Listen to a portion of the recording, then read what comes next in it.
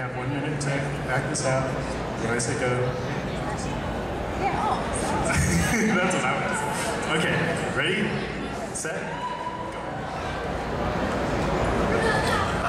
King Kong? Gorilla Grind. Gorilla Grind.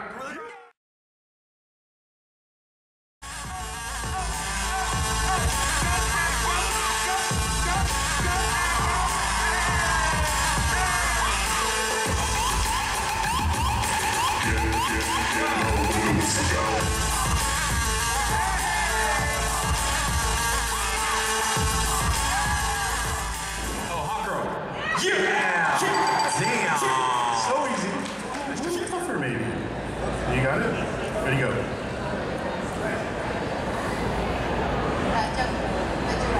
Yes. Jerome. Yes. Jerome. Sorry, I forgot to do it into the microphone. Jerome.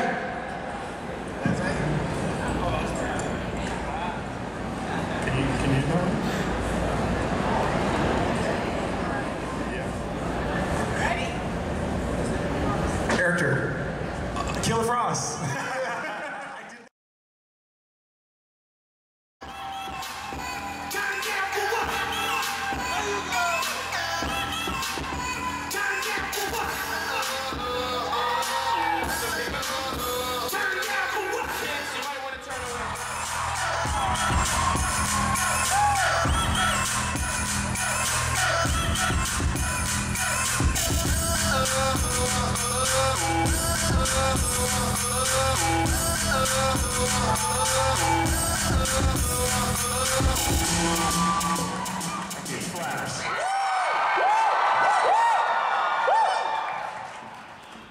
Flash has the moves. You guys are all amazing.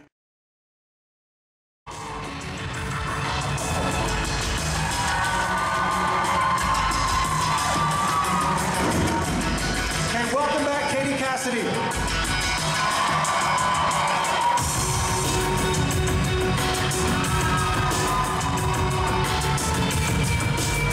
Willa Howlin.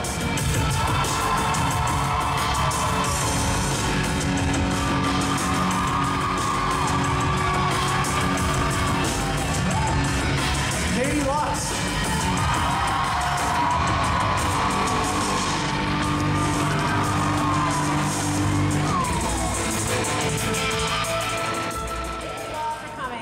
Yes, thank you. Hello, everyone. Well, okay, so you mentioned the set thing. This is how it's like on set.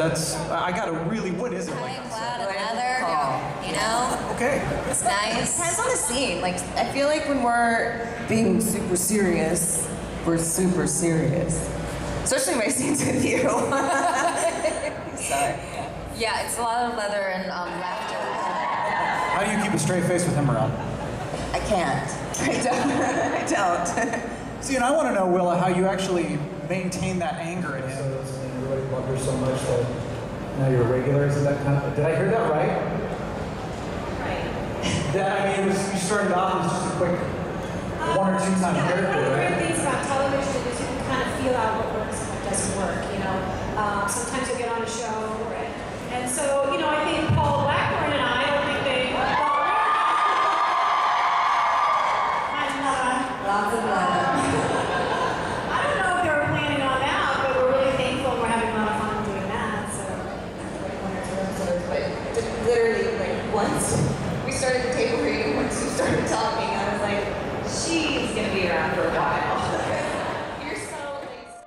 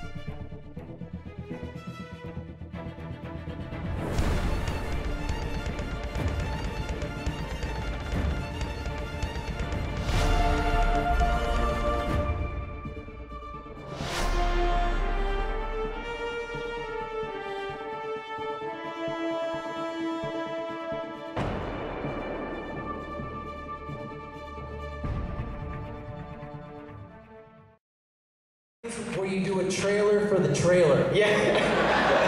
I hate it. But I am now part of the machine, so that is what we are doing. We can't show you any more until March 22nd, but if you go to code8.com, type in your email address, we will not send you any spam. It's an exclusive offer we're giving just to you guys or anybody that takes a look at it. I promise you will not be disappointed. It just grants you exclusive access. Is that a cop-out? The reason it's a cop-out is because it's an impossible question, Nikki. Not answering that question. Okay. Can I take a selfie with you after the panel? Yeah, you're the one. I have some questions after last week's episode. Come here. All right, so let's talk about last week's episode. Why did you leave Oliver? I met Oliver, well, because I really liked him, and he was basically really, really nice, and he also just seemed really like a nice man. Why'd you leave? Why when you were able to walk for the first time in months, the first thing you did was walk out? Spoiler. Well, growing up, I would like to qualify this by saying, growing up, my favorite Ninja Turtle was Michelangelo. Because Michelangelo, he's the party dude. He's the guy that wants to eat pizza. He's awesome.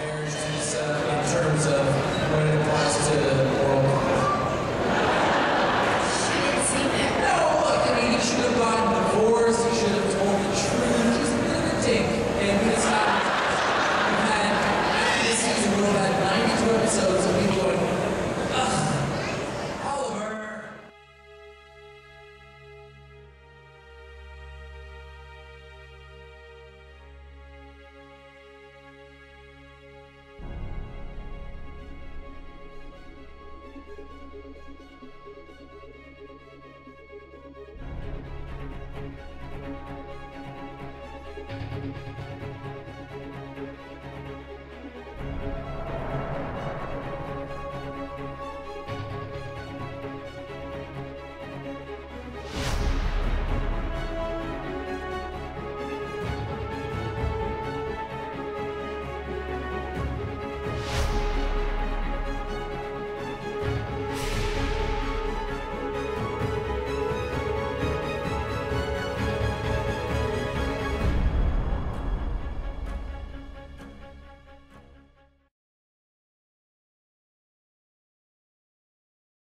Feel around for it before you went on screen for the first time, you know?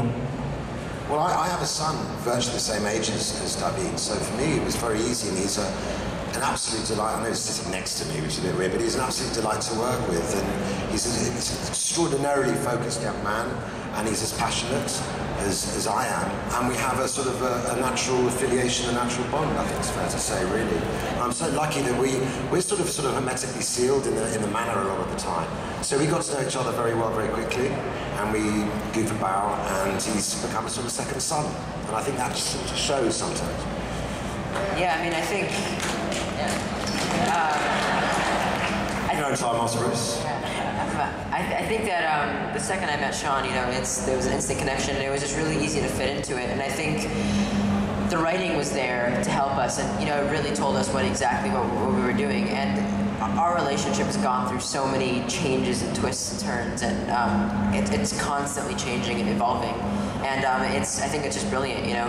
And like in the pilot, it's a little awkward because, you know, when Bruce's parents were around, Alfred was the help, you know. He's the guy that cleaned up after Bruce, and then slowly that transformed into a father-son relationship, and then slowly that transformed into a partnership.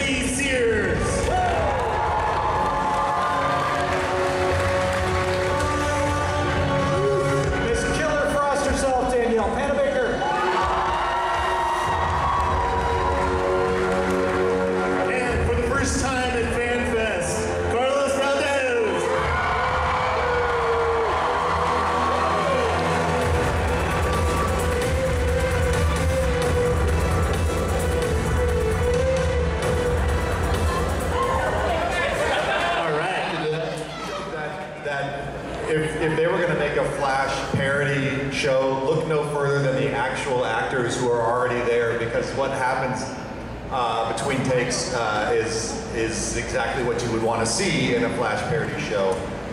Yeah. During one of the episodes that I was up there for, they were going through a really big Uno phase. And like every time there was a break in between scenes, it was a mad dash back to the table to continue the Uno game that was going on. And it got really competitive, like people stopped talking to each other for a minute. I'm 100% the most competitive for sure. Like I own that. I get really intense about it. It really is. It's always really, for someone who's not up there every week, it's always a real pleasure to get the phone call saying you're hopping a flight to Vancouver to go spend time with these people. And anytime, he shows up, we're like, rah!